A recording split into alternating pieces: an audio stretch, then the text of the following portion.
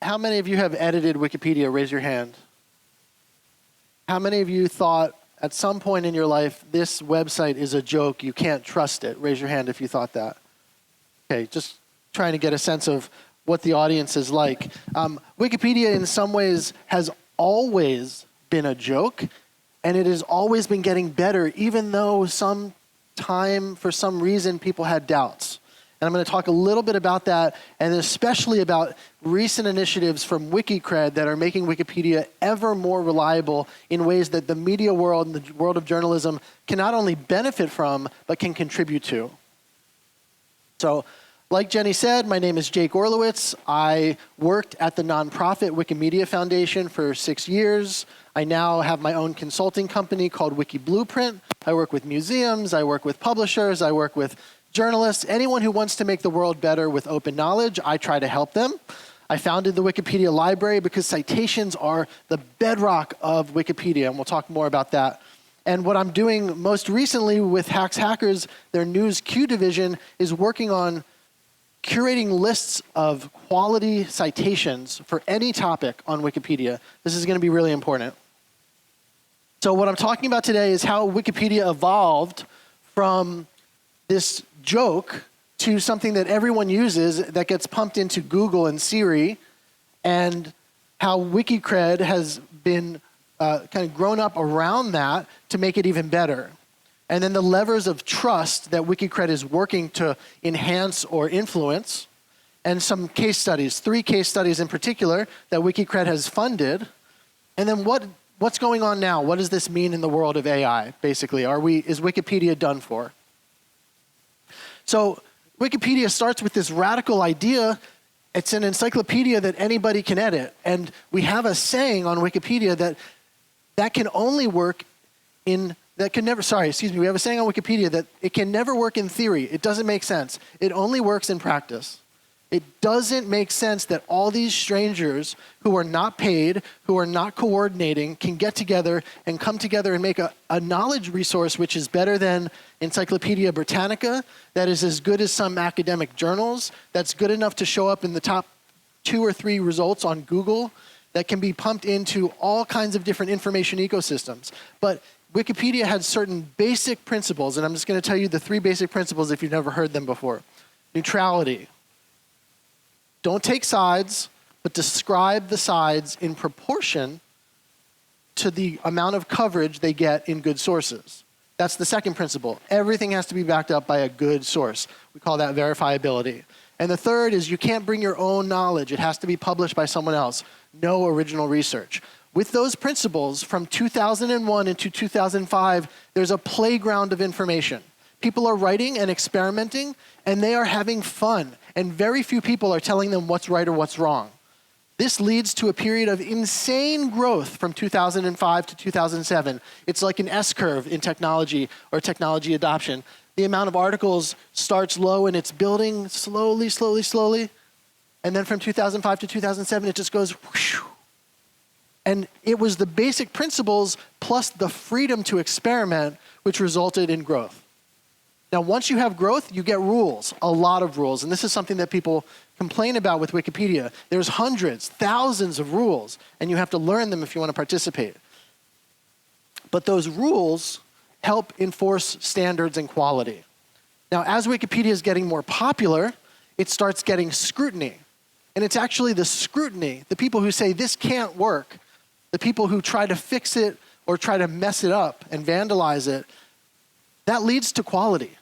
Wikipedia has this immune system. The more it gets attacked, the better it gets, the stronger its protections, the more the community develops tools.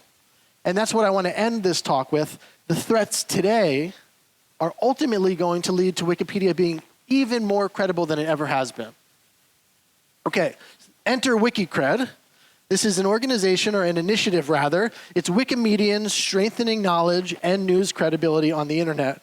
We have these gatherings of Wikipedians. One was in North America in 2019. It was focused on credibility, and it led to WikiCred, which is micro grants to enhance credibility on Wikipedia in all different kinds of ways. We love micro grants, experimentation, pilots, new ideas, try 15 things. 2 of them might change the whole culture.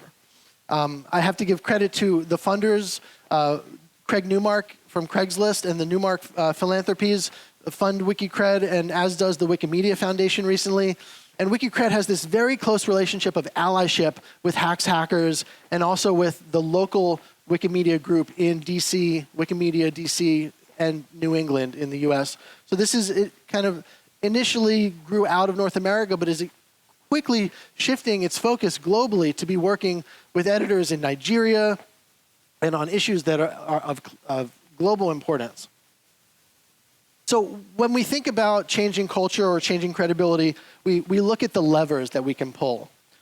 So there's 4 basic areas, if you look at what WikiCred has funded, that they've tried to enhance. The first is evaluating sources. It's not easy, even as a journalist, but as a layperson or as a Wikipedian, it's not easy to know what is a good source, what is a bad source. And so WikiCred has funded initiatives that help to evaluate sources. That's one. The second is filling content gaps. Even if you love Wikipedia, you have to admit it is missing huge amounts of information. Basic, at least it's missing information about Global South, low and middle income countries, developing countries. It's missing information about women, people of color, indigenous people, LGBT people. Everyone admits it. If you're blind if you won't admit that. It's still the best information resource we have, but it has huge gaps. Why? Because the average editor looks like me. Okay? I'm a white guy. I started editing when I was 30. I'm from North America. I'm average for Wikipedia. That's a problem. Second, or third rather, informing debates. Wikipedia is a place where every debate that happens in the real world happens on Wikipedia. We have debates about climate change. We have debates about Israel-Palestine. We have debates about elections and democracy. I hear something's happening. We have debates about climate. We need to help inform these debates so that they can better reflect the information, the best information in the world. And the fourth area is enhancing the editing experience directly, especially around citations. Okay, 3 projects I want to tell you about, then artificial intelligence, then I will get off the stage. Vaccine Safety Project. We have lists on Wikipedia of good and bad sources. We have one list for the whole encyclopedia, but it has very few sources if you think about it. So WikiCred funded an initiative called the Vaccine Safety Project, worked with the external experts at Vaccine Safety Net to identify for vaccines what are good and bad sources. And you can see this table is an example of what it looks like on Wikipedia to have lists of reliable sources and also unreliable sources, because we want to help editors make good judgments. Editors need help. Just like readers need help, we want to try and reach people where they are on Wikipedia and give them the additional context so that they can make good decisions. There's kind of a health information aspect to this.